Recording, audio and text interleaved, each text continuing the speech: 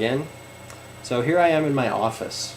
This is where I spend 5, sometimes 6 days a week doing my job. And I wanted to let you know a little bit about what I do each day.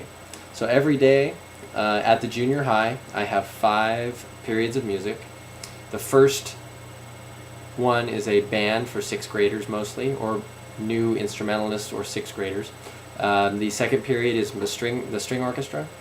The third period is the 7th and 8th grade band, or the intermediate band. We call it symphonic band. Fourth period is part of an elective wheel for 6th graders. Any 6th graders that don't take music class have the option to go through a variety of 4 different classes, including my music appreciation class. It's basically like a general music class. And then fifth period is my choir. So that's my daily schedule at the junior high. But then it gets more interesting. I have more hats to wear, because I'm also the elementary instrumental director. We don't have an in-school elementary program, so our elementary program is all after school. It works all right. Unfortunately, because of conflicts, sports and scouting and religious school and Chinese school and other things like that, we can't have as many people in our program as we'd like to have. But we do what we can with what we've got. And it works out all right. So I have everything from beginning band on Monday and Friday to beginning strings on Tuesday and Thursday.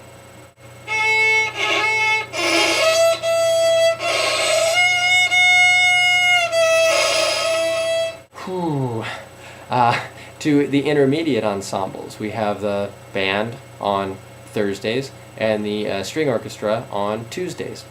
And we get a pretty good number of kids in there. As far as my jazz band, jazz is on Wednesdays and Fridays in the morning at 7 a.m. And then, so that means that on Fridays I'm staying from 7 a.m. or I'm teaching from 7 a.m. to 12, and then after school 3:30 to 4:30.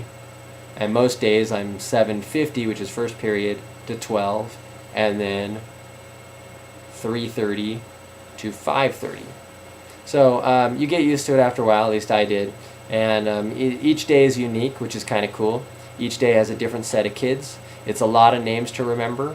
And even with the after-school elementary program, I'm blessed to have almost 300 kids in the program total, which is really cool, from elementary up through junior high. And that's 3 elementary schools feeding 1 junior high. So that's my program. If you'd like to share your teaching program, either through a video response or just a comment, I would love to hear what kind of teaching situation you might have.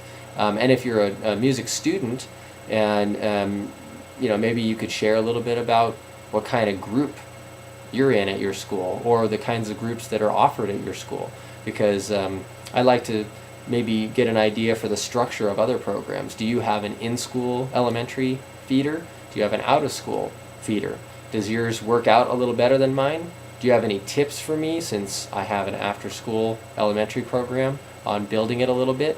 One of the things that I've done that's been pretty successful is reached out to my former students that are now in high school and created sort of a mentoring program where the high school kids are able to come back and get some community service hours. I'll sign their credit form and everything to work with the young kids and teach them a little bit about their instrument. You do have to make sure that they're good players at the high school level, and that they are getting their own lessons as well, just so that you don't pass on any strange habits or anything like that.